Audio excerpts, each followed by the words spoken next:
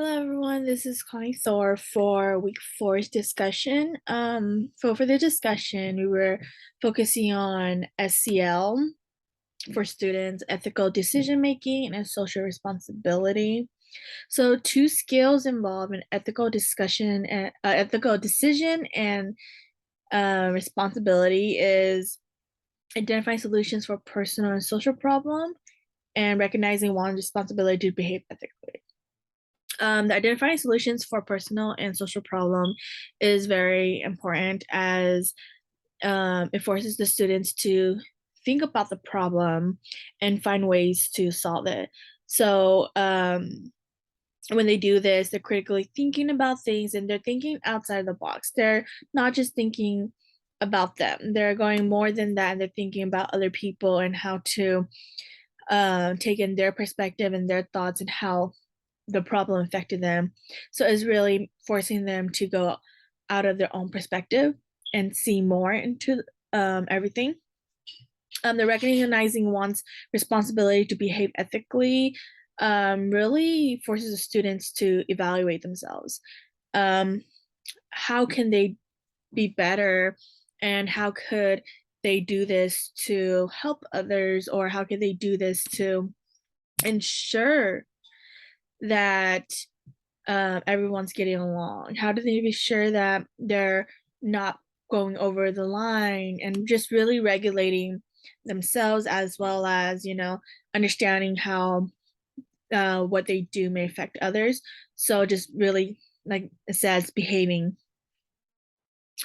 So three positive aspects of developing ethical decision making and social responsibility skills for students is I'm sorry, we hear background.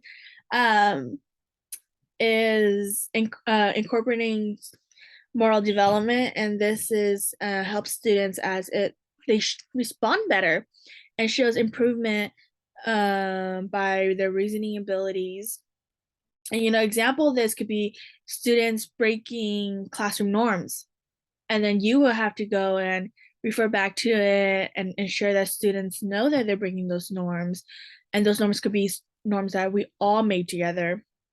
So really, when they know all these things and they're aware, it really helps them respond better and improves their reasoning to not do certain things anymore.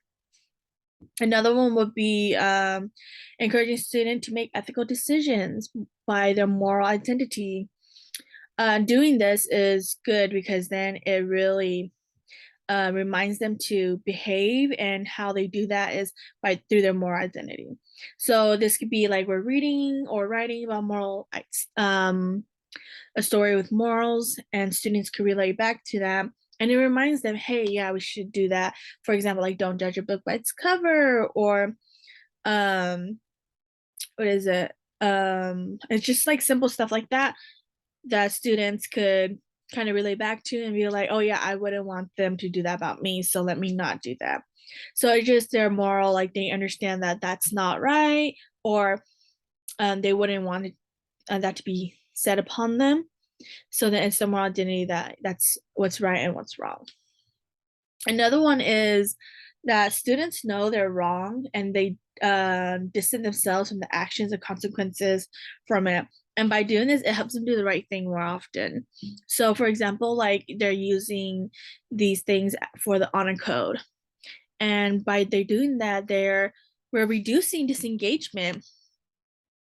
Particularly when I say reducing engagement, um, they're more likely to not do things like bullying or aggressions towards bullying. And so it's just stuff like that. They're more empathetic, and they're more likely to be disengaged when they feel like things are just out of their control.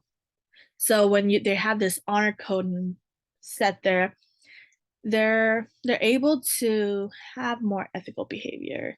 Going back to the first one, they will respond better and show improvement in reasoning.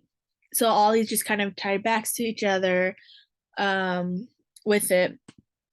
So with that being said, the last one is the 2 relevant practices to grade level. I'm doing 6th grade, and I found 2 um, of the practices that I want to use, which those are the stop and think power and honesty commitment for students. So I really like the stop and think power because it really forces students to practice controlling impulses before they act. And this reaches all the 5 SEL components. So the stop and think power forces students to stop and think before they say anything. And this little activity of just having them stop and think, it could be going down to like Simon Says, or you have, since I have older kids, I'll probably do something a little bit more challenging, something with maybe math or ELA, and something in that terms that allows them to stop and think. Like if they have a whiteboard, instead of waving it around and then all the students answer, stop and think about your action. If I do that, are other students going to get a chance to solve it? So it just really has a student to critically think about the situation, assess the situation, and understand that my actions could affect them. So let me think about what I should do before I do it. And this is really good too, because then it goes on with students love making unnecessary comments in the classroom. So then when you practice the stop and think power, stop and think, is what you're going to say really necessary? Or are you just there to belittle someone? Are you just saying it to be the class clown? What is it? Is it on task or off task? So this is really good because then it helps students organize their thoughts and their behavior meets the goals that we wanted to meet. The honesty commitment for students is really, really good because honesty is important in the classroom. So when you are doing this, we want to create a scenario that could seem very possible in students' lives, going based off of the area that the students live in, maybe a very possible scenario. And then you want them to be honest about it. What would they have done? Or what was the best thing to have done, even if they didn't act that way? Now, do they know now?